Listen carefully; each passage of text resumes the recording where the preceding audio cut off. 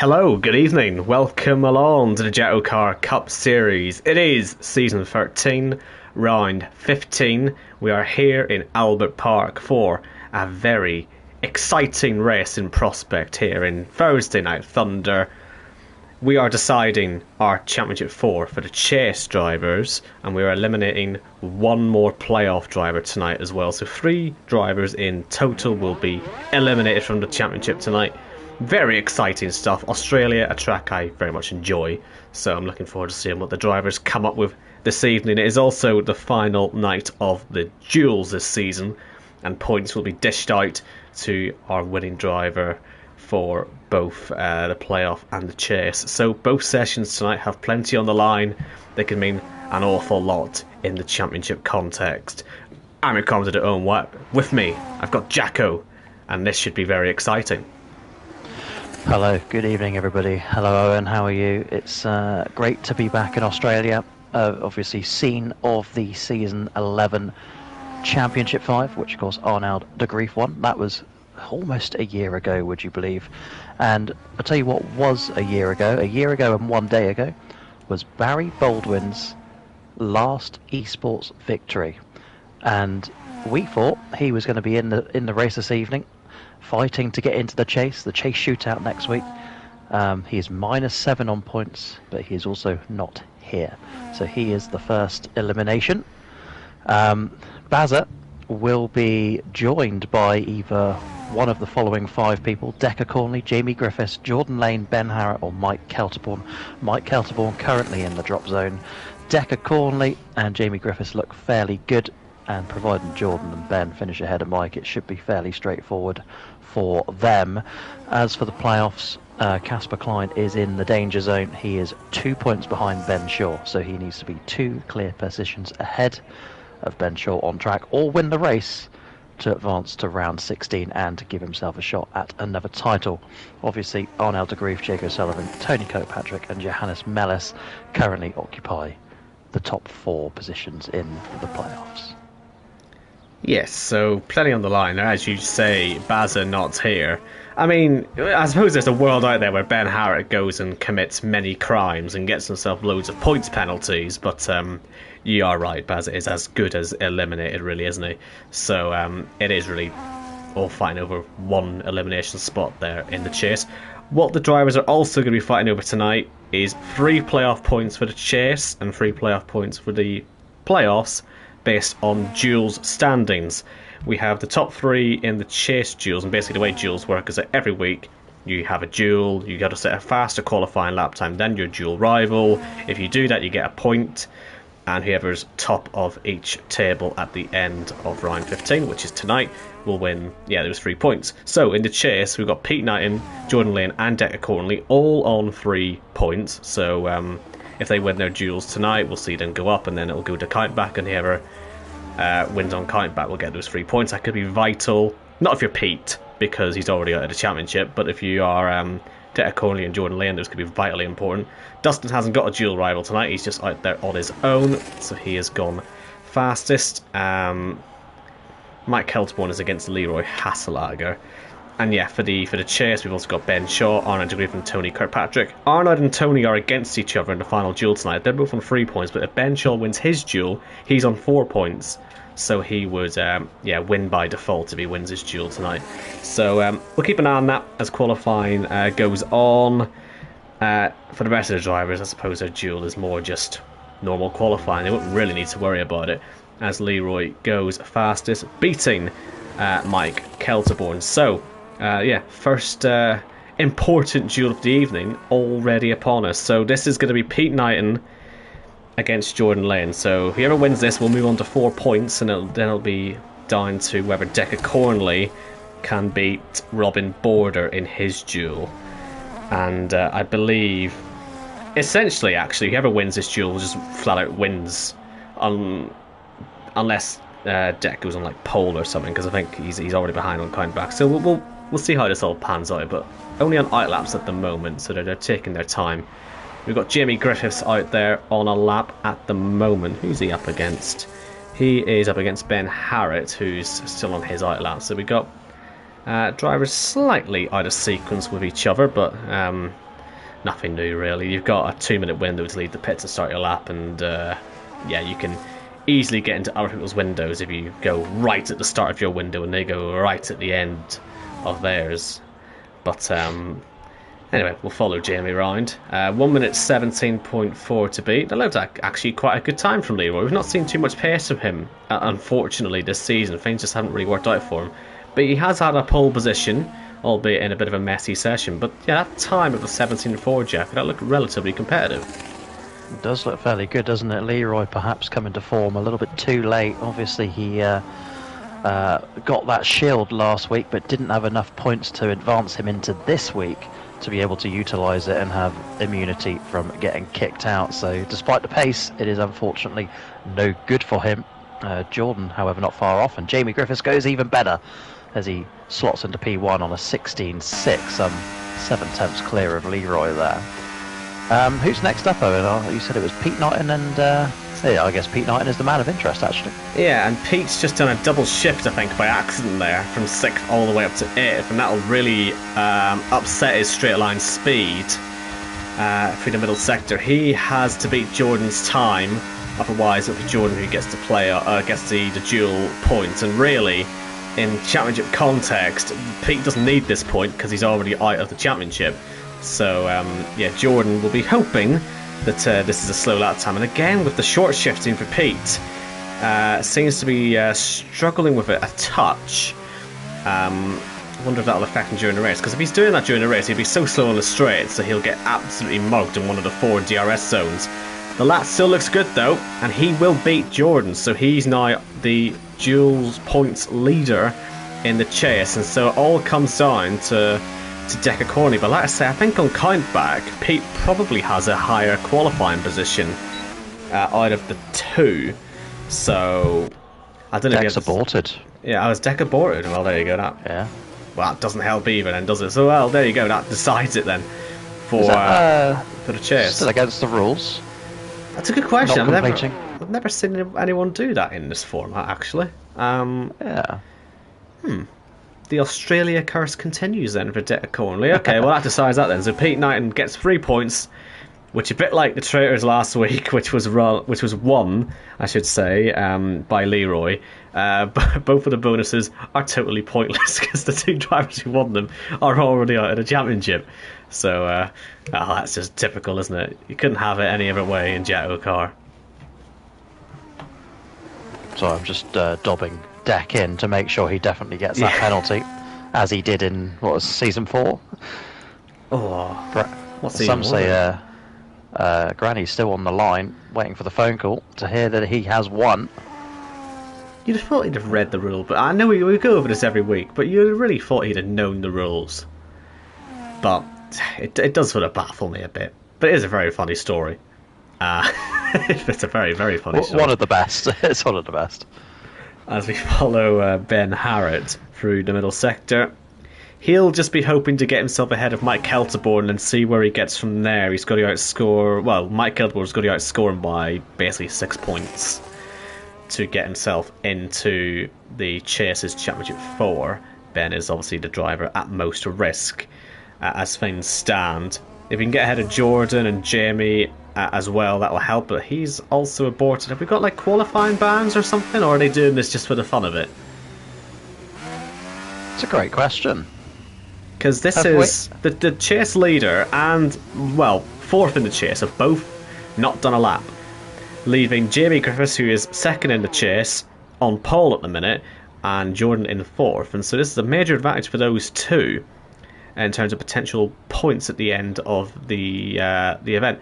We also have no one on track apart from Michael Akeke. That's because Sullivan Lewis is not here.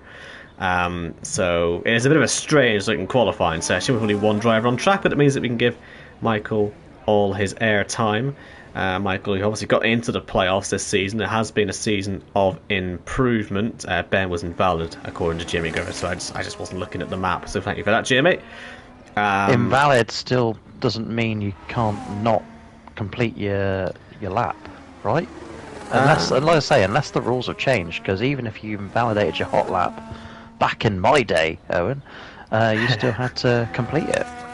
If I'm also not entirely sure, Alex, I didn't actually notice the map, and I don't know if Dex was the same. I wasn't watching Dex, to be perfectly honest, but maybe it's the same thing for him.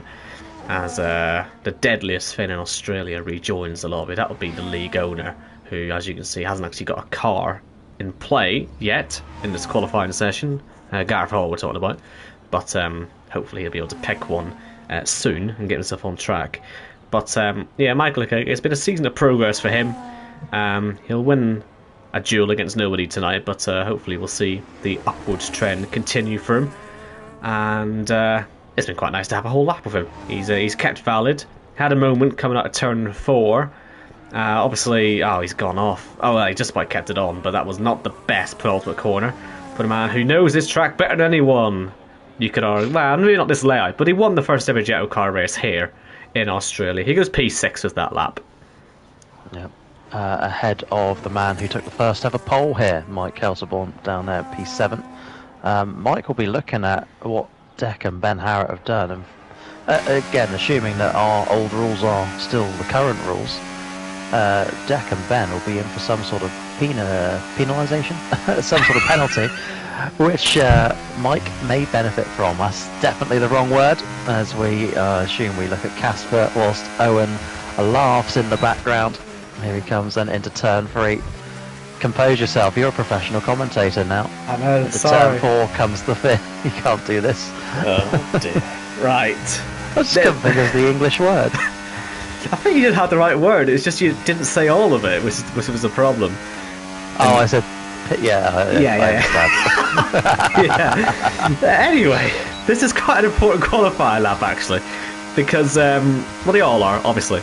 But this one in particular, because if Casper can beat Ben Shaw in this duel, it opens up the playoff duels championship. Because Ben Shaw has 4 points, the 2 behind him, Arnold and Tony, only have 3. So if Ben Shaw wins this, he moves on to 5 and gets those 3 playoff points. If he doesn't win this, it gives one of Arnold and Tony a chance to catch him. One of them will catch him because they're against each other in the last duel this evening. And then it goes down to count back, and I'm pretty sure whoever wins out of those 2 will beat Ben Shaw on count back. So here comes Casper Klein. 15.5. There's the target for Ben Shaw as he comes around the final corner. Doesn't look like he's going to get there to me. He gets nowhere near it. He's nearly a second off of it. So that basically means the battle for pole, possibly, and the battle for the duels, absolutely, will be between Arnaud de Grief and Tony Kirkpatrick. Let me see. I believe if it was count back, it'll be... Fuck. They did actually tell us this in the chat. I'm just trying to... Count back, it'd be what? No, you know I didn't say it. As... yeah. Okay, yeah, so Tony would win if he wins his duel and Ben Shaw fails to win. Because he and Arnold have been on pole. But I think Tony's was done first. I think. So essentially, if Tony beats Arnold, it's the win for him. And likewise, if Arnold beats Tony, because they've both had pole and Ben Shaw hasn't. I've probably made this sound really confused. It's very simple. Jackocar has never been simple. That is something I can tell you. I did have a stat for you. Oh, here it is. Should Arnaud de Grief get pole tonight, he will be clear of the all-time record, Khalifa, on 28. If Jake Sullivan gets pole tonight, there'll be 3 drivers tied on 28 poles all-time at the very top. Jake and Arnold still in the pit is Chris Waits, who we are currently watching. Here comes Chris Waits. I actually missed all of Johannes' lap, which I felt a little disappointed by. So did I. He went second. Chris Waits goes P3. Good lap. Nobody close to Casper yet, but the big boys are about to come out, and Jake O'Sullivan will be the first of those. Here he is on his outlap. Lime green. Johannes, who we must mention, if I can find the stat, he's on a 10 race streak of top 4s. Incredible. I mean, I still don't think it's as impressive as the 7 seconds in a row, though. This is the thing, like, No. he's had a few odd streaks, but the consistency is quite important because it means he's always at the sharp end, which is exactly what you need to get yourself into the Championship 5. And once you get there, well, if you're always in and around the top 4, there's always a chance you can steal the championship. Because I don't think people would be saying he's the favourite yet. I think people would still be looking, or at least I would be looking at Tony, Kirkpatrick and Arnold as the favourites, with Jake as an outsider and Johannes as an outsider. But that consistency could really be, what does it. But obviously, a lot can change in the next couple of races. I'm saying that as if the top 4 and the playoffs are absolutely secure. Ben Shaw is still very much in the fight, and Casper is still very much in the fight. So yeah, that's just another reason for that consistency for Johannes to be so vital. This is a driver in Jake O'Sullivan who seemed to be relatively inconsistent, but he sits second place in the playoffs at the minute. And I wonder if he's as confused as the rest of us are as to how he's got there. Well, yeah. I'm looking at the points though, and obviously Arnaud already qualified for the Championship 5, but Jake sits plus 46 to Casper Klein coming into tonight, and that 46 is 22 points clear of Tony Kirkpatrick, who's third. He's the man behind him in the standings. Jake has not had an exceptional season by any means. You know, it's been Arnold and Tony who have nabbed all the wins, but he is here, and I guess that's why he's a three-time champion, because he knows how to get it done. We're going to watch the end of his lap here. Remember what I said? A poll tonight. He will tie Arnoud and Khalifa on 28 all-time. Speaking of 28, that's how many race wins he has. He is the all-time leader. And can he get himself on pole here in Australia? The three-time champion, Jake O'Sullivan to the line. It's only P2. Looks like Gareth did get into the lobby, so he is against Jake O'Sullivan in this duel. I'm sure he'll forgive me, but as soon as... Well, in fact, I'm not even going to show the start of his lap, because here's Tony about to start his lap, and this is the important duel of the evening, the properly important one now, because whoever wins this duel will win the playoff duels championship and get 3 extra playoff points, which will put Arnold in an even better position if he does it. He's already so far clear. He's practically in the championship 5 already. I think that technically he's like 7 points off it, which it means essentially he's in. Do you know what I mean? He's in, essentially, but we're just waiting on that technicality. So if he can win his duel, he'll move to, 4 points away, and then he's even closer. So it's certainly looking very good for the somehow only one-time champion. Well, these both of them are only one-time champions. Well, yeah, but Arnoud, by the way, he's including his 1 championship victory, he'd been to 6 before today, so he is looking at his 7th visit to a Championship 5. Tony Kirkpatrick, he is chasing what would be his 2nd Championship 5 appearance. They'd be back-to-back and defending champion. Owen, how many back-to-back champions have we ever had in Jackocar? It's never happened in the Cup Series.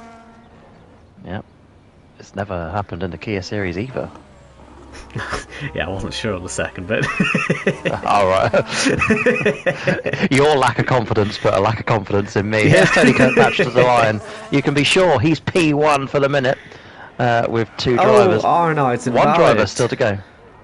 He's invalidated at the time, but he's, as you say, Jacko, finished the lap, which is what you're supposed to do. Right then. Yeah. Reigning champion and Tony Kirkpatrick has won the Duels Championship. That gets him 3 extra points. That's bad news if you're Casper and Ben Shaw, because that's one of the drivers potentially at risk this evening, albeit loosely, very loosely, but getting 3 extra points. Obviously, one driver in the playoffs gets knocked out tonight. That's the one in 6th place, then the one in 5th place next week. So, yeah, these points, they all help when you get them. And Tony on pole, just ahead of Casper, who's done pretty well. This is going to put Ben Shaw under a lot of pressure this evening. It's really those two who are going for that 5th place for safety tonight. And like I say, it's probably going to be whichever one of those two who end up 6th in the championship get knocked out at the end of this evening. Leroy Haslager there, he ended up staying in the top 10, so that was a good lap time. You know, for a normal qualifying session, we're not used to seeing Leroy with that much speed. So he did stay in there. But it is our reigning champion on pole position. a reigning champion who sort of slipped out of focus for a little bit. I've still rated him quite highly, but he's not been as dominant as he had in that sort of streak in the second half of the regular season. But being back on pole this evening certainly puts him back into focus. Yeah, and that pole as well, that's his career pole 17, which puts him clear in sixth all time. He is clear of the great Jamie Wright. He is one behind Casper Klein. And then there's that incredible list that I've mentioned already. Arnaud and Khalifa on 28, Jake O'Sullivan on 27, Ben Shaw on 26. And that is the top 4 all-time pole sitters then. Do you want some more stats from me? Oh yes, I love a stat. Come on. Since I got some good stats, Tony is the first repeat pole sitter actually of the playoffs, because we had 4 different pole sitters throughout. We had Tony, Arnaud, Casper and Jake. Oddly enough though, Tony, along with Johannes and Ben, are yet to win in the playoffs so far this season. And Arnaud has been on the podium every race of the playoffs, despite always starting at the back. So I'm slightly wondering what the point of qualifying is, because it does seem to be that the trend is everything that's done in qualifying gets thrown out the window in the race, which obviously means we've had quite a lot of exciting races, and I can attest to that. I've watched them all, they've been quite good.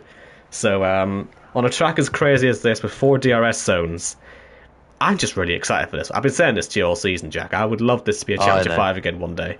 I'd have this be Championship 5 every season. I just love this place. It's just chaos incarnate. Maybe in about 20 seasons' time, once we've been through the calendar. Owen, would you like the previous race winners around Australia? Yes, I would. Okay, season 1, the well-known race by now, the inaugural race, Michael O'Keke. Season 2 was Khalifa. He backed that up again in season 3. We did not come here in season 4. Season 5 was Matthew Redmore, as a throwback name. Season 6, Ben Shaw. Season 7, we did not visit. Season 8, we did not visit. And that was the same story, would you believe, in season 9.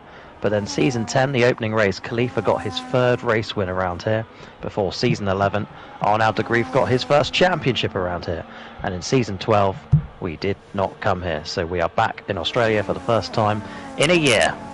And Arnaud is looking to defend his current race crown, his victory that he got here.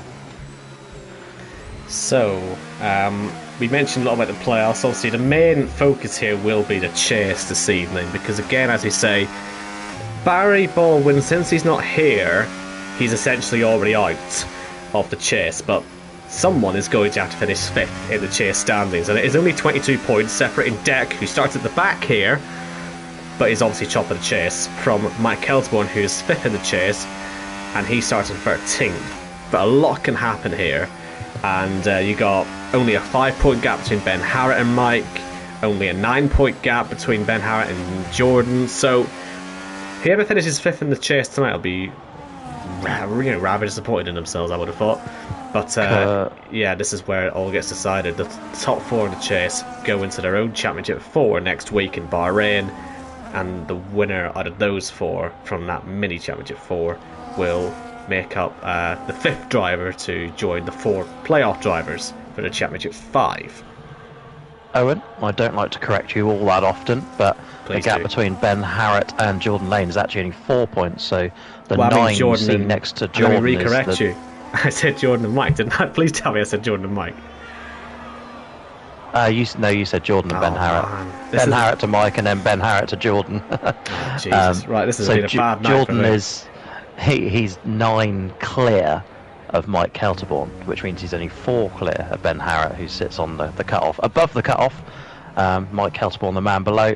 But of course, a bad night for Decker Cornley and Jamie Griffiths. They can afford it, because as we say, we go into that Championship 4 race next week. Anyway, I think you'll find it's time for those famous little words. Yeah, Tony has missed his grid slot, so Casper's got an even better run towards turn 1. Look at that. Boogity, boogity, boogity. He's already in the lead. It didn't take even... I couldn't even finish the catchphrase, Jacko. We've seen this so often this season. Casper just gets off the line and disappears into turn 1. So Tony in 2nd and Jake in 3rd. Johannes in 4th with Ben shot up to 5th. He's already making a little bit of ground ahead of Chris Waits. Like I say, he's going to make a lot of ground tonight if he wants to stay in the championship. He's going to have a really good next 2 races to make that happen. A few cars up in the background, and as you say, the carnage has already begun, and one of the cars involved is Mike Kelterborn. Disastrous stuff for him already. Virtual safety car deployed. It was Michael Akeka who arrived backwards into the corner, and a 10-second penalty for Mike as well. If this stays VSC for the whole lap, they may get away with this because they'll get to pit, and it'll be a mandatory pit as well, since it's not under full safety car. So they may get some respite here, but I don't tend to see VSCs last the whole lap. But we'll wait and see. For their sake, let's hope it does. Didn't see any other drivers pick up damage out there, but as you say, Jack, it's basically in the midfield there's a lot going on. Yeah, Dustin Rolko has no front wing up in P12, so I imagine he'll be in at the end of this lap. One other thing I was going to say, totally unrelated. We are green flag racing, by the way, but a win tonight for Ben Short or Casper Klein would be perfect. Dreamland, and they'd promote themselves with a shield as we come round to complete the end of lap 1. Casper Klein, there it is. Tony Kirkpatrick, Jake O'Sullivan, Ben Shaw, Johannes Mellis, your top 5. Yeah, so that must mean then that Ben has jumped Johannes on that restart. So good stuff for him. I mean, he's the highest driver now on the medium compound tyre, so he'll be going a little bit longer than his rivals in this first stint. 5 drivers came into the pits at the end of that first lap. They are Mike Okeke, Leroy, Deck, and Dustin. So that's Deck having a really bad run of things. So he may have slightly broke the rules in qualifying, but regardless of that, he was last, and now he's made a pit stop. I didn't see him pick up any damage though. I mean, some of these pit stops could be strategic. Leroy's might be strategic. He's got such a big gap on the drivers behind. I don't think he had any damage. So I'm going to say this is a strategic call from Leroy, actually, but because there's no way he's 8 seconds ahead of the rest of the pack after 1 lap, and most of that was under VSC, so that's a strategic call. As we see Arnaud up into 12th place, he's passed Ben Harrett out there on the track. DRS enabled, let's say 4 zones, so plenty of opportunities to make things happen. But yeah, Ben Shaw, he's got a slight strategical edge here. He can do whatever he wants, and he's already got himself into the pit lane, so he's decided, well, to do something a bit different. He's used up mediums. Will he go on to softs now while these guys possibly go on to something else? Tony's got onto the hards, as has Jake O'Sullivan, as has Ben Shaw. So yeah, interesting call then to go with not go with Sauce, but pit so early. Well, okay, we'll see how it pans out. Back out into the track these 2 go, well, these 3 go, I should say. Jake relatively close to the back of Tony. Sometimes we see a close-knit group separated on that pit lane exit, just because one driver can get on the throttle a lot earlier than the other, and for some reason it always makes a slightly bigger gap than it was. But this time, Jake has stayed nice and close, leaving Casper all out on his own at the front. But so many early pit stops, I mean, all for hards as well. Are they worried about tyre wear? They must be worried about tyre wear. Oh! Bloody hell, I've almost seen Arnaud flick it into the wall on the exit of turn 4. He's got away with it. I was about to say, have a look at Arnaud, because I think he might have some magic in him again this evening, as he has done throughout the playoffs. But yeah, he wouldn't have been too clever if he was facing the other way with no front wing. Tyre wear, more than likely, could be an issue, couldn't it? It has certainly been a topic of conversation all of this season. Maybe they're just protecting that as the leaders come into the pits now, which puts Chris Waits in the lead of the race. Yeah, but the issue here, though, they may be worried about tyre wear. So why pit so early? I'm just trying to remember I've not really done any racing on this game for a while, but if you're doing a 2-stop strategy, I feel like pitting this early means you're more looking at something else. So I'm really fascinated to see what the strategy is. Are we going to see any of these top 3 that are still out there actually go long? Because they're not going to go too hard, are they, for the rest of the race? That'll be, well, slow more than anything else, as Johannes has jumped Ben Shaw here, by the way. But well, I was going to say, just a bit confused as to what's going on. Maybe there's no realistic way to get 2 stops in, so they're just accepting it as a 3-stop race. I did it in career mode once. That's all I remember. Generally, I'm trying to think back to I did a career mode race when the game first came out, and in fairness, the 2-stop was very difficult, as Robin takes himself out of the race and brings a safety car out, which slightly causes problems for the whole top 3, Chris Waits, Jordan and Robin. But granted, with people pitting this early, it's not going to be a comfortable two stops. These guys being on these tyres, it might not be the worst thing in the world, but they'd rather not have had the field close up on them. But yeah, I don't know, when I did a career mode race when the game first came out, it was a very difficult two stop, but it was still a two stop, so yeah, we'll see what happens. The safety car obviously, let's say, helps, but they're all on the hard compound tyres. It's a very esports-esque race, this. Strategy-wise. Sweet joy. That's just what we want. Off topic, hello to our favourite Barry Baldwin in the chat. Good evening, gentlemen. Arnoud is going to win. He thinks the same as me. I'll be back next week for my 100th Cup Series start and my 200th race all time. It does mean, should Bazza be here with us for the Championship 5, he will end his Jackocar career on 201 starts, which puts him among the very best, the most experienced, and I believe it puts him, not quite, but somewhere around, is it 850 league races across all leagues? Insane numbers from Barry Baldwin. Yeah, but I've not done that many races. I feel like I've been here forever, but I'm nowhere near his numbers. I mean, I've been around a long time, but I've been very picky on where I race. But Baz has done a lot of races in a lot of places, and that's why he's at such numbers. Multiple wins, his last, of course, coming 1 year and 1 day ago in Monza, that special evening. And we all celebrated. It was good to see Bazza up there. So, we're waiting for this pack to close up then. They're actually taking quite a long time, mainly because of all the mess that was at the start of the race. It is good news for the drivers involved in that mess, because it gets them back into the race. Mainly, I'm looking at Detta Cornley and Mike Kelterborn, who are just sort of stuck at the back, but can move forward now and cause some problems for the drivers around them. I think as things stand, since it's Mike who's at the back as well as Deck, then Deck can afford to have a bad race, but he still wouldn't like to be going into the Championship 4 next week on the back of a bad result. Especially because, as we've sort of suspected the whole way through the playoffs, and I think the league owners in Gareth Hall and Ben Shaw also suspected, he's probably the best driver in the chase at the minute, entertainment-wise and also pace-wise. So he'd like to go into next week with a bit of form, so that he can, well, yeah, win that Championship 4 and show up in a Championship 5 in 2 weeks. I agree with you, Owen. Look, and the only way Deck doesn't make that little Championship 4 race is if he has, an obviously, let's say, worst case DSQ, and every other driver, so Griffiths, Harrott, Lane and Kelterborn, all have to be somewhere, you know, in the top 7, really. The possibilities of that happening is obviously not impossible, but highly unlikely. Yeah, so I think Deck's in a good place. Yeah, it's as you say, yeah, extremely unlikely. I mean, I think Mike Kelterborn would have to literally be 4 for... Well, sorry, I made that sound really offensive. He'd have to be 4 for better, and then Ben Hart would need to be 7 for better, and it gets slightly easier from there on in, but that obviously is assuming a Deck doesn't score. And yeah, you're probably right, it'll be fine, but still, you don't want to go into an important race on the back of a bad race. Just puts a bad omen on things.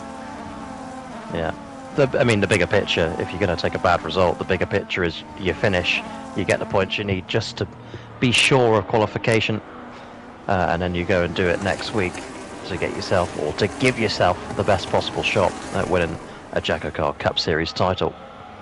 Only 7 men have ever done it, or 6 men and 1 boy. You do the maths. Here's Chris Wade. Don't make me laugh. I was trying to be a serious commentator, Owen.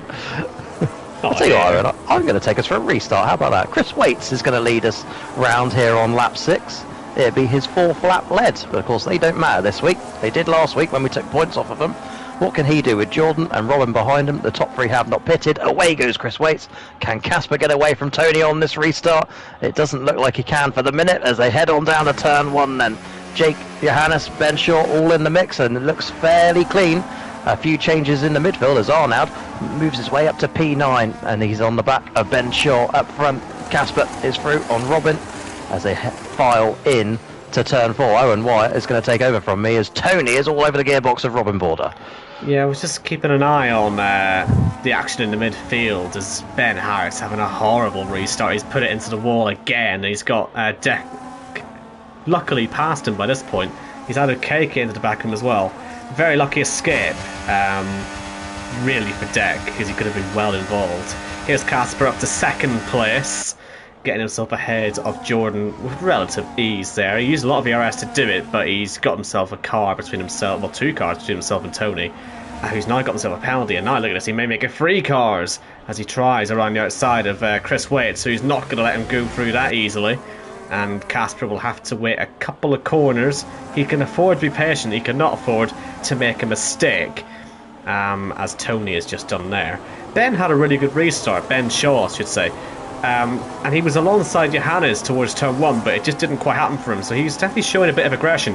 The reason he's doing that is because, well, he needs, under any circumstances, he cannot let Casper win this race. He needs to be ahead of him. And as you say, yeah, he has pitted. I wonder if he's... I didn't see him make any contact.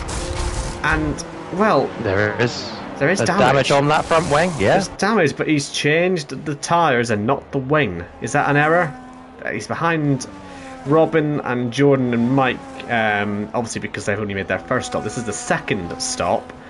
I mean, if he gets a safety car now, he can come in and fix that wing at no penalty, because he's now finished his mandatory stops, as Casper now does take the lead ahead of Chris Waits. But yeah, I guess he has to do something different now, because yeah, if Casper wins this race, then Ben is out of the championship, no matter what he does. Assuming Casper the drivers ahead of him in the race, championship, you know, don't DNF or anything like that, which they haven't so far. Yeah, it would put Johannes under some sort of pressure going into, you know, next week as well. All of a sudden, we've got a dogfight looking for the championship 5. Who gets in? 20 points. It's not 20 points anymore, is it? It's, what was it? 65 for a win. 35. It's a huge. 30, okay, so it's a huge swing for Casper Klein if he gets it done, as he leads the end of lap 8 there. So Tony as well, with this penalty, could be in a little bit of trouble. He pitted at the same time as Ben Shaw. But with Johannes on for second place in the race at the minute, or maybe third place, he'll be in and around the podium positions. Or more than definitely, he'll be in the top 4, which has been all season, basically, for the last 10 races. He will probably overtake Tony in the championship with this result. So it'll be Tony under the bigger pressure next week. And for the reigning champion, he knows what happened to Arnold last season. It wouldn't be as bad as that, but he'd take the fall at the last hurdle and not make it into the championship 5. That'd be about as painful as falling at the first hurdle. So, yeah, Tony, with that penalty, he's got to hope he doesn't get any more. He's got to hope there's not a late safety car. We've seen that cause problems for drivers with penalties before this season. Mainly, I think, Sully in Abu Dhabi knocked himself out of the championship after a late safety car, and he had so many penalties he fell out of contention. So, yeah, we'll keep an eye on this for Tony, because this could easily go off the rails for him.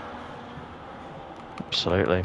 By the way, the man that me and Bazza pointed out at the start, Arnaud de Grief, other than that corner where he's just gone wide, he is very much up there. It is Casper streaking away, but Arnaud involved in this top 4 fight. Johannes and Jake ahead of him, and again, once again, from the back of the grid. He loves it. I wonder if he sees it as a challenge every week to win as many races as possible from the back. Yellow flags. Mike Kelterborn is out and eliminated from the chase. Basically, I don't think there's anything that anyone can do to stop that being Mike Kelterborn and Barry Baldwin eliminated from the chase tonight. So that means we can confirm that it's Detta Cornley, Jamie Griffiths, Jordan Lane and Ben Harrett who'll be fighting it out in Bahrain next week for the final Championship 5 slot. And Mike Kelterborn, he knows that he's left the session. He doesn't fancy sticking around to see what happens next. This is an interesting moment, like I say, for Ben Shaw, because if I'm him... He needed this. He's got the strategy, he can now come and fix that front wing if he needs to. It would promote Tony ahead of him. This is also good for him. Has there something happened? Arnold? Might have just been a little bit of overtaking going on in the safety car, but no one's had an incident. They all just sort of stopped to let each other through there. But yeah, Tony's got the penalty, but he would take the net race lead if Ben Shaw were to pit here to fix his car. I can't believe what I'm seeing. Would this leave? We'll need to see if these are both mandatory, as a few drivers pit. But would this put Gareth Hall into net third place in this race? This safety car. Because he's done his 2 pit stops. These tyres won't get to the end, mind you, but he can obviously put something else on. But if he's done those 2 stops legitimately, which I think he has, then yeah, that'll put Gareth into the mix, and we know when Gareth's in the mix, anything can happen. Could also put the lead laps as Gareth. Michael Okeke into the mix as well. Actually, all these guys have got that second stop done. Ben Shaw, Tony Kirkpatrick, and Ben Shaw is pitting to fix his car. It's the right thing to do. I'd have done the same thing. But yeah, so Tony, Ben, Gareth, Ben Harrett, and Michael Okeke are the only drivers out there who have done all their mandatory stops. Very early in the race, we're just at 1/3 distance, but the point is, it puts them in play. And yeah, this could get very interesting. So Ben Shaw comes out behind Ben Harrett and Gareth, but on presumably not a fresh set of hards. They're probably an older set than the ones he just took off, and they are actually. So yeah, very interesting stuff. Obviously, we saw a few pit there as well. You know, Casper pitted, Jake pitted, Deck pitted. Deck, who all of a sudden looks in a relatively good place. He'll be able to make some ground on these mediums. So yeah, strategy's starting to get a bit interesting now. Yeah, we have had the unfortunate thing, obviously, no Bazza and Mike out of this race. It happened, I don't know if it was last season or season before, where every week the guy in last would either crash out or be last in the race. And then we never really had the fight to you know, point swapping, position swapping every single week. So for the sake of Hall and Shaw in their era, it's not good fun. But Owen, I think, as you've alluded to anyway, the playoffs is very interesting, and that's very much to on all 6 of those still in this race. Klein, Shaw, Kirkpatrick, Mellis, O'Sullivan and De Grief, all on different strategies. So we certainly have a lot to play for here and in not Australia, Bahrain, when we go there next week. Can you believe only 2 weeks away and we get to crown the season 13 champion? It all comes by so quickly, doesn't it? Especially this season as well, because we obviously binned off the whole Tuesday, Thursday stuff for the regular season, and it's still flown by. Even though we've added 5 weeks to the season, essentially. It's unbelievable how did quick start it all in January, goes by. didn't we? Yeah, it doesn't feel like we did, though, does it? It's been one of those, it's just flown by. I tell you, they went by really quick as well when we did have the Tuesday, Thursday. What are they, 21 race seasons? But they were still 17, I think. Just gone. I think they were still 17 race long, but we just did it in 12 weeks. Season 10 and season 11, so that would have been, well, season 11 was this time last year. We did 12 as well that way, I think, because we flew through that as well. No, 12 was 17 races. With the because I brought back the old format, you may remember. Yeah, with the 2 races a week though at the start, so that one was like a super quick season. Yes, because we had to go to Portugal. No, that's not true. Because that was season 11. I think you wanted it done before the end of the year. That was it, and I had a very awkwardly timed holiday, didn't I? Which meant I had to do a lot before and as much after as possible, and that's what it was. Because somebody went back to America. Anyway, Owen Wyatt, Green Flag Racing. Yes, and Johannes will lead the field to green. He's got Arnold alongside him, a little bit naughty. But, well, he lets Johannes drive away from him as we restart this race. And it's a race I imagine will get a lot more difficult to call now, as we see Casper having a look on the outside. Jake's had contact, nearly gone round, saved it, but he's going to lose a lot of ground here. And that was Pete Knighton he came into the side of. And it was 3 wide with Casper as well there into turn 1, so very lucky that they're all still in the race. Tony right in the thick of it here in the mid-pack as well, as Casper does get ahead off... there's a bit of debris off there from one of the cars. That's Chris Waits. Chris Waits, who's right in front of Tony Kirkpatrick, and like I say, Tony right now in his position, he's looking good on strategy, but this is such a vulnerable place to find yourself. And where's Ben Shaw in all of this? Surely he'll be closing in too. He's alongside Chris Waits, who'll get straight past him. You can see Tony ahead of him. Like I say, this could become the battle for the lead before long. And you made the point earlier, Jack, it was Tony has a look around the outside of Robin Border. There's no quarter given there. What a move that was. And vitally... Robin's going to come back here. Vitally. Straight up the inside of Tony look at him. Look at Kirkpatrick. Ben Shaw, who's gone into the side of Tony Kirkpatrick and had to back off. Tony still side by side with Robin. That there's no room for Ben Shaw to get himself through, but he had such a good run because those two were side by side through this super fast left-right. And geez, Tony... Talk about getting out of there in a nick of time. That was almost a plane crash, and he just survived it. And one element that you mentioned on the safety car, but it really does show itself. Obviously, as you say, the winner of this race is straight into the Championship 5, if they are one of the 6 from the playoffs, because they get that shield for next week. So yeah, that's why this is so vitally important, particularly for Casper and for Ben Shaw. If they get one of those shields, it, as you say, throws this whole thing into chaos. Oh, Ben Shaw goes so deep. Robin straight back through just like he did on Tony and cuts him off on the exit. Oh, Michael O'Keefe's had a spin. Nearly collected there. Sorry, Jack. I thought I was about to see a T-bone there, but they've all avoided him quite expertly, it must be said. It's okay, you took the words out of my mouth anyway about how important it is for Casper and Ben to get it done. Imagine winning this race. You're in the drop zone. And you advance to the C5 with Arnold. It puts Johannes, it puts Tony, it puts Jake under pressure. What a race to do it in as well. And don't forget as well, say Ben wins tonight, Casper wins next week. Who goes home then? Well, this is it. If you look at the standings as they are right now, it'd be Tony and Johannes who would suddenly lose out, and you'd be thinking, how on earth has that happened? It has to be pointed out as well. I mean, this is how weird this whole situation is.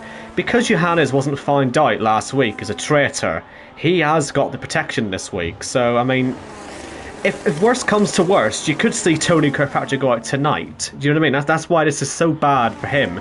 If one of these two win the race, Gazelle gets straight through, Johannes is protected, and say it's Casper wins it, Johannes is protected, Ben Shaw beats him by the 23 points he needs to beat him by.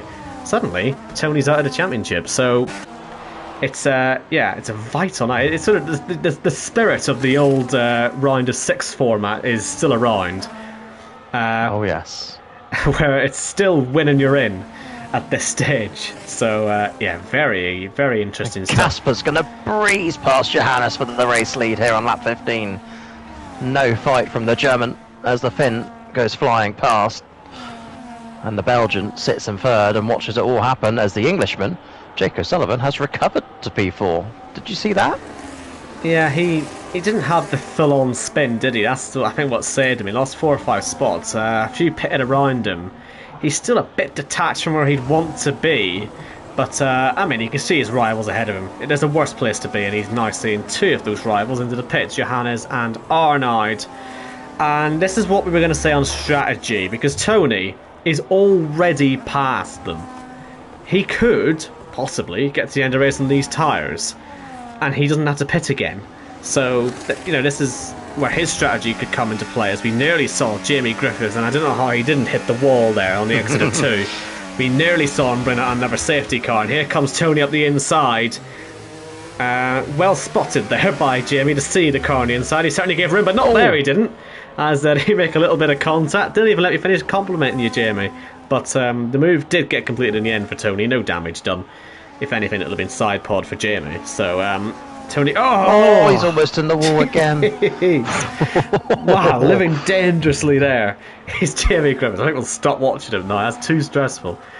But, so Tony's got the lead. But thanks to a little tap... I say the lead, net lead. Thanks that we tapped there from Jimmy Griffiths, it means the gap to Ben Shaw is 2.5 seconds, which means there's actually still Ben Shaw the net race lead. The next car after that is Gareth Hall, who's fighting away for net third with Ben Harrett, or at least I think he is, unless Robin is stuck in there, and no, he hasn't. He's only made the one stop. But these two making contact. This is for net third, I believe. Arnoud is closing in on them quite quickly, as is Johannes. So this will all close up. Very exciting. as the top 4 all come into the pits, which will leave Jamie in the lead, or will Robin it? out. Robbins had an incident and brought a safety car out. Now Gareth was committed to the pit lane. It doesn't really matter because he had already done his strategy. Well, if it was all closing up before, it's certainly closed up now. And what luck that all those drivers who were in the pits when that safety car came out, because that could have really ruined, particularly Casper's season, if that safety car came out 20 seconds earlier. That's such an insane timing for a safety car. That's incredible. It's no good for Tony, but Ben Shaw and Casper, a potential dogfight on our hands. We got a glimpse of it a couple of weeks ago. Those two battling back at the front, down in Imola. And how good would it be to see them scrap here for a win? A win, by the way, that puts them into the Championship 5 as Deck gets a drive-through penalty, speeding under the safety car. So let's just paint the picture here quickly. Tony is in a legitimate lead, but he's got slightly older tyres. Jamie Griffiths needs to pit again. He'll do that hopefully soon. Ben Shaw's in a legitimate lead after penalties, but has the oldest tyres out there. He's got Casper, Jake, Ben, who's also legitimately there, Arnaud, Johannes, they're all behind, but they're all on the same tyre now. It's just different age. So, since the safety car didn't pick these guys up, which is another stroke of luck, if you're Tony, do you pit for some mediums here? The answer to that is yes, you do. Will Ben Shaw do the same? The answer is yes, he will.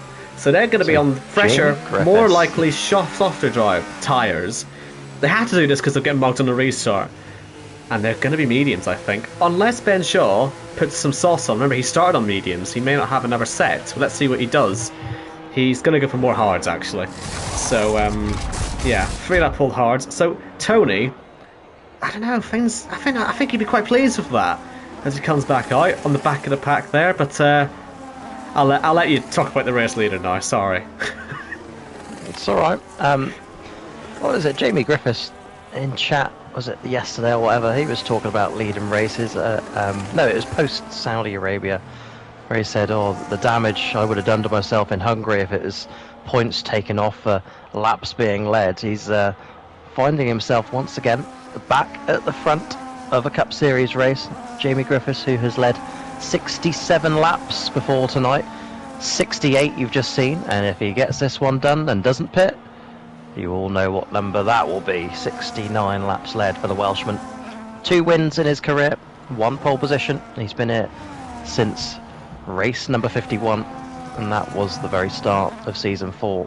And he does find himself next week in a chase shootout for a place in the Championship 5 the week after. He'll be fighting Decker Cornley, who has a drive-through, Jordan Lane, who's been super quiet this race, but he is very much there, and Ben Harrott, who is technically on course for a podium if he's got some magic up his sleeve.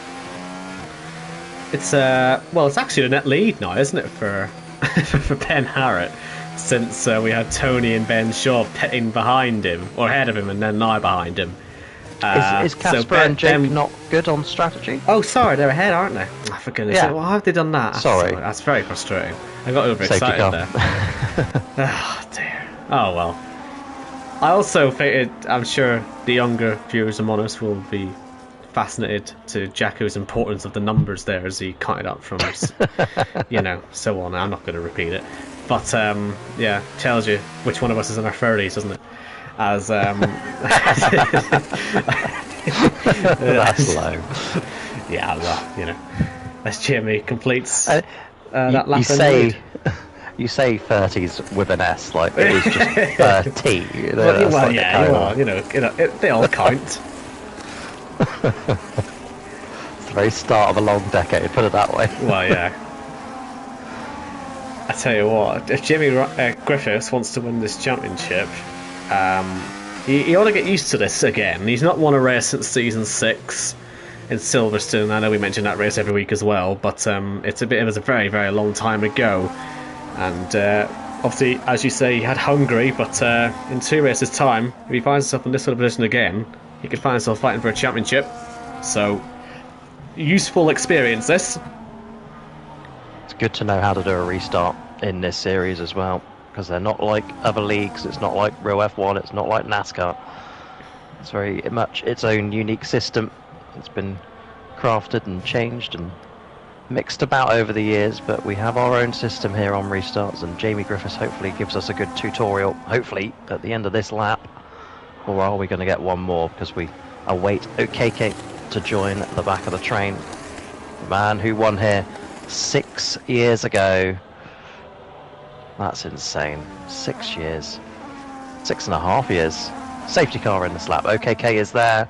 We are here, Jamie Griffiths, for a restart. Narrated by Owen Wyatt.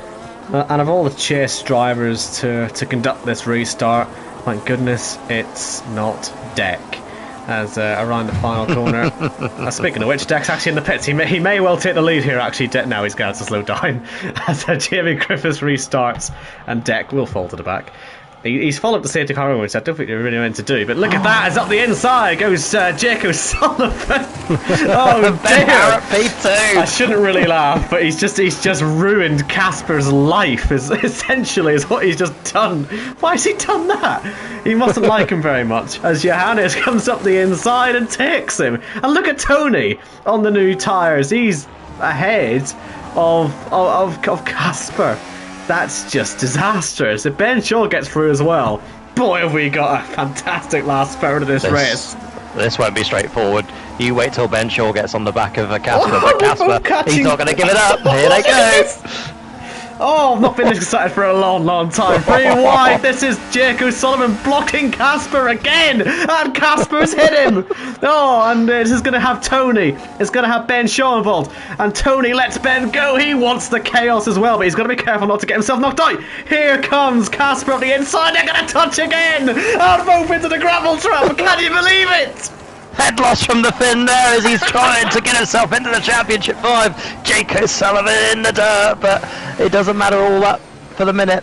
Casper Klein and Ben Shaw still on for this fight here as Jamie Griffiths pits and Arnaud leads the way on lap 20. Fantastic stuff there.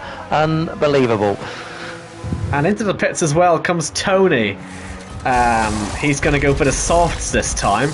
Like I say, he wants to be careful he doesn't get too involved in this, because Johannes is safe from elimination. He's going to outscore him. Casper's going to outscore him as well because he's pitted. Ben Shaw's going to outscore him, and it's all still kicking off up ahead here. But with Tony doing that, he's 14th. We're going to have to keep an eye on the Maz here, because he could accidentally play himself into getting himself knocked out of these playoffs. If we don't get another safety car, Tony could be in trouble. So we'll need to work out the Maz. By the way, we did see it briefly, but Arnaud leads the race now. Yay, good for him. Yep, it's the first lap he's led this week as well. Johannes all over the back of Arnaud, and Ben Shaw has closed in on Casper. Leroy, by the way, P5, still up there. Ben Harrett, he's 6th. And Pete 9 has found himself into P7. I say Ben Harrett? Pete 9 is in P7. Yeah, I'm worried about Tony here. Tony at the minute, if he finishes in 14th, would be getting 7 points. Casper's 3rd, he'd be getting 26, and Ben Shaw would be getting 23. Ben at the minute is...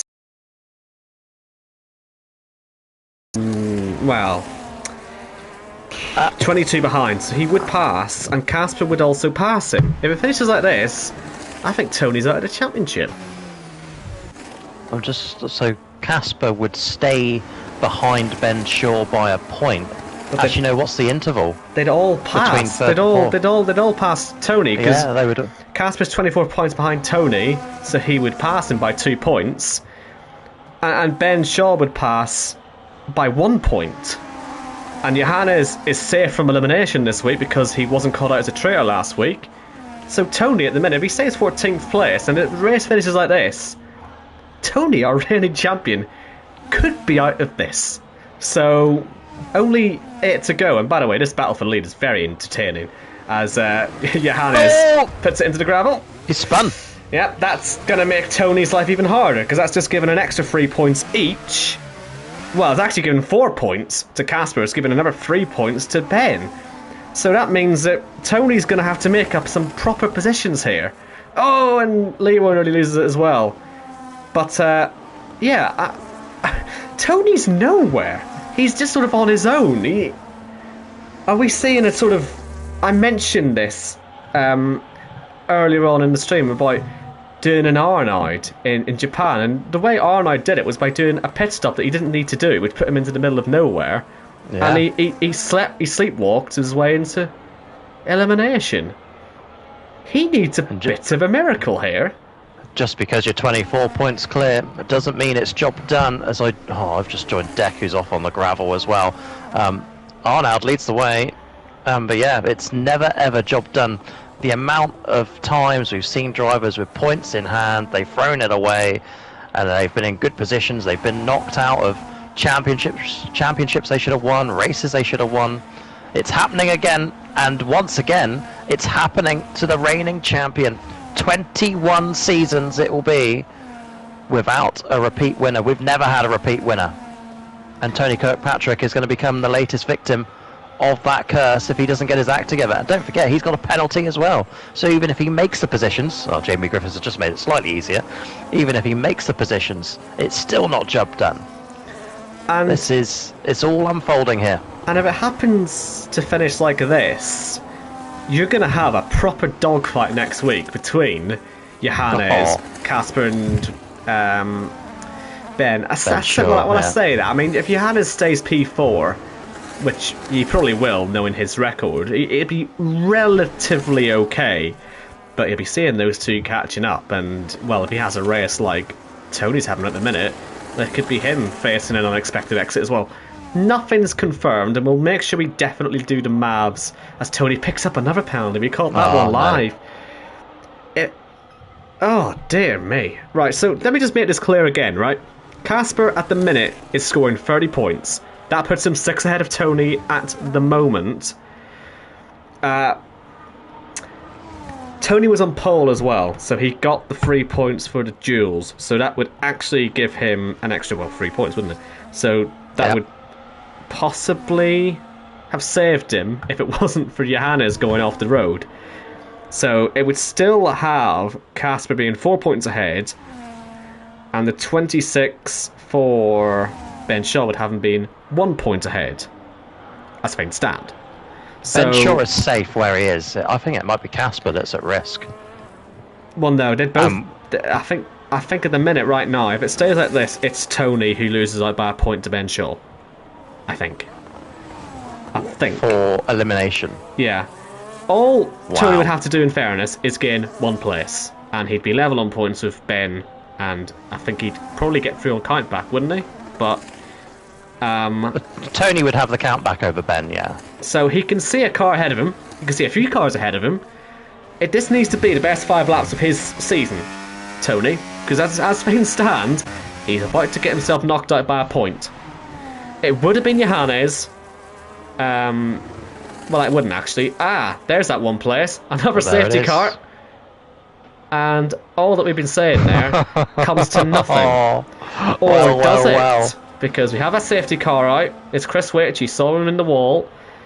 What do you do? Do you pit? Do you stay out? What do you do? You do what Arnold does. Do what the leader does. I wouldn't do what Arnold does in this situation. He's last lap get it wrong nearly every week. It feels like. Maybe that's a bit harsh, but you know what I mean. He always seems to be on the wrong end of these things. But let's see what he does. Well, he will pit. Let's see. I tell you what. Position, then. I think the two behind are going to stay out, because for these two, it's a must-win. Casper and Ben Shaw must win. 30 and 35 points each. That'll do, wouldn't it? So they're going to stay out, and they're going to be 1-2. Oh, wow. And Arnold's going to come out in P4, 5? On a fresh set of the softs. Jake O'Sullivan out there as well. And everyone is pitting. Surely Tony will pit too. Jake is spared. That's good news for Tony, who's also going to pit. If Casper and Ben finish 1-2, then this does make life still a bit difficult for Tony. And I just haven't got the ability to do mental miles right now. Oh dear. Right, let's just assume that Jake's going to play himself out of 4th place. So let's say Tony will be 12th. If Tony's 12th, he'll get 9 points. And that will add 3 to what he already has. which is 5101. So add 12 points because he got the dual points as well. And let me do some mental arithmetic. Well, we have a chance, I suppose, under safety car we can do this. So he'd be on 5,113. A win for Ben Shaw or Casper Klein saves him anyway. So let's say Casper wins that, he's through. So it's really about Ben Shaw. If he finishes second, he gets 30 points, and he would be on to 5,119, which means from where Tony would be, that's if he finishes 12th. So he'd need to find himself P8 or better, I think. Right. So what are the penalties for Tony? It's 6 seconds. Oh yeah, penalties. With a pack this close on a restart, we've only got, what, 2 laps to go it'll be?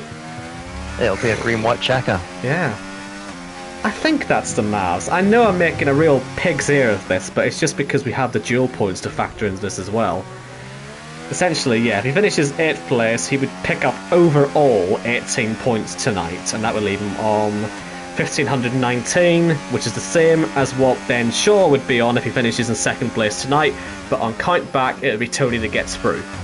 Johannes is fine because he's got that shield. Jake O'Sullivan is too many points ahead to fall into trouble here, I think. But, you know, touch wood on that one, but just in case.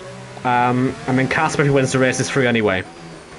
If he finishes 2nd, though, and Ben Shaw wins, then I think that would mean that Tony would have to finish a little bit lower than 8th. He could get away with 9th.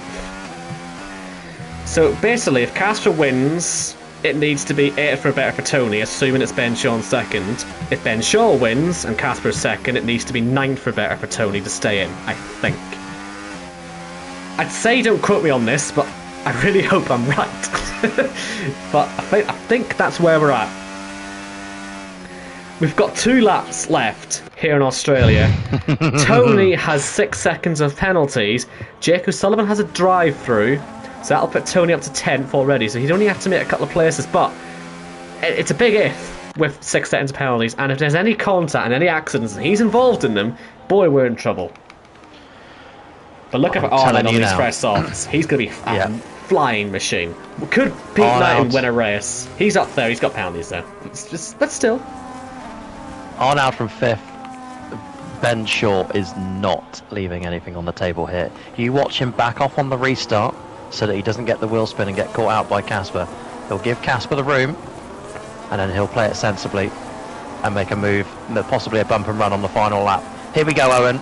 Green flag racing back in Australia. Green-white checker to decide who goes to the Championship 5. We're racing again. There's so much movement. Into the wall goes Tony as he made a move. I think he was okay, but the whole pack sort of... Oh, look at that. Tony's made a massive dive bomb, I think. Where's he ended up? He's ended up 6th out of all that. That could save his championship. I think he just threw it up the inside and made it work. As we see Arnold up the inside into 4th place ahead of Jake O'Sullivan. He's going to disappear, remember, so that'll put Tony into 5th. And I'm pretty sure it was him who just sent it on the restart. It was into the pit wall. He had to make some room for himself, and then he threw it at the inside of turn 1. He pushed 1 or 2 wide. There may be a stewards inquiry, but he's up into 6th place. Jake O'Sullivan has caused problems all day. Can he do it again to Tony Kirkpatrick? And look at Johannes as well. He's on the back of Ben Shaw. At the minute, Ben Shaw, what a tragedy it would be for him to finish 2nd place and fall out of this. As we see the rest of the drivers coming through. Pete Knighton's causing a real bottleneck from P9. That's more good news for Tony, because he'll need some gap to fall back into. Into the wall goes Pete. Into the wall goes Jamie Griffiths. And they're going to fall right to the back as Arnold gets himself up ahead of Johannes, and he's going to have a real shot at winning this race, Jacko. Yeah, here we go. Who can believe it then? 3 guys in this who can still win this race this evening. It's 1 lap to go in Australia. Casper from Ben from Arnold with the freshest tyres. And one of the 2 in front, if they win it, they advance to the Championship 5. Here we go. Tony is holding on. Here is Arnold up into 2nd place. That's bad news for Ben Shaw. His championship aspirations are slipping away as he's now got Johannes around his outside. But what about the race for the lead? As Arnaud de Grief comes through, he's going to be looking to take this off of Casper, who will overtake Ben Shaw in the championship anyway, but he'd like to have the win just to secure it for 100% definite. As they all come through, the DRS will open and Casper could be a sitting duck, so look out for Ben Shaw. He needs to find a way past the Finnish driver, but first is about Arnaud, who gets through. He's going to take the lead here at the track he took his championship 2 seasons ago. Can Ben Shaw do anything about this? Can he close up and pass? He knows he needs to get through, but he's just not got the straight line speed. It's been the story of Casper's season. He's got the straight line speed. He's got everything he needs to hold on to P2. That should keep him ahead in the championship. But as you say, what's Ben going to do? He does bump him. He's tried it. But it's not enough. And Arnaud comes around the final corner. He's done it again from the back of the grid all the way to the front. It's Arnaud de Grief who wins in Australia ahead of Casper and Ben, who complete the top 3. Let's see how far back Tony falls. I mean, I'll tell you what, he did fall back to 8th in the end. If those two had stayed 1-2, if Arnaud hadn't won the race and just stayed behind those two, he could have sort of tactically knocked out Tony there, couldn't he? But he wouldn't have known the point situation. But my goodness, that was so close. Right, shall I get the calculator back out again and just make sure we've definitely not botched the numbers? You do that. I'm going to confirm it as Arnaud de Grief's 26th Cup Series win, 2 behind the record of Jake O'Sullivan. He goes 6 clear of Casper Klein. But there he is, the big Belgian, back on top then. And Ben Shaw, who we think is going home. Casper on the podium. Owen Wyatt, calculator in hand. Right, so Tony's brain on... ticking away. Right, so Tony's on 5,119 points. Let me now calculate Casper. This is going to be a bit of a slow process, but just log that number. 5119. Casper finished... I've got a notes page here. Okay, I'm just waiting for my results to show up now. So 5119, who's that? That is Tony. If my game would show me the flaming results. Come on, EA! I'm going to blame this one on EA. I don't know what the results are. Who finished second? Was it Casper? Casper second, Ben Shaw third. Right, so... Johannes fourth. Add 30 points to Casper. Casper's on 5,077, then add 30, he's on 5,107, so that's not great. That's less than Tony. That's less than Tony. And then Ben Shaw, add 26 points to him, and I will do that now. Silence for, tension. Ends up on 5,105. So he misses out by only a couple of points. 2 points he's gone. Two little points. And that's what gets him knocked out. My goodness me. But what that has done is put Casper within, 10, 15 points of Tony Kirkpatrick. And Johannes, he didn't finish particularly highly in that one either. So, P4. Yeah, P4. I mean, well, let's see where he is, just out of interest. Because it'll give us an idea to how close this could be next week. He's on 5,121. So, yeah, the battle between Tony, Johannes, and Casper next week. Saying that, well, Jake could get dragged into it, possibly. I'd be surprised, though. It'll be between those three for that final Challenger 5 spot. Since Arnaud won the race, he's the ideal person really to have won that race, actually, because we knew he was already fitted to Challenger 5, so that just confirms it, essentially. It's for the rest of them to fight it out purely on points.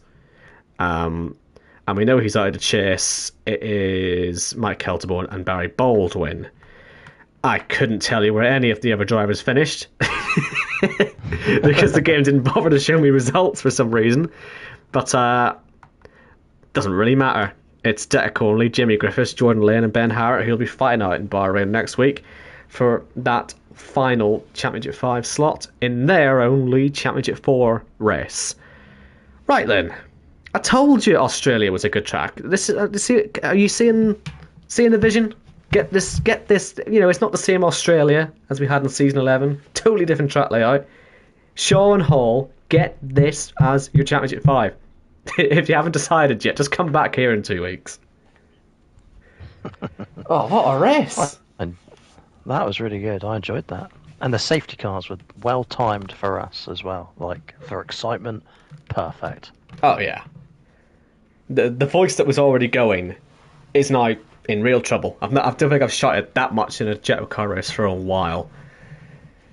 So I hope I get no noise complaints. But I think that is where we will leave it. So just to absolutely confirm, it is Ben Shaw who is out. By only a couple of points. Ben Shaw, Mike Calterborn, and Barry Baldwin. So join us in Bahrain Leaves next us week. with 9.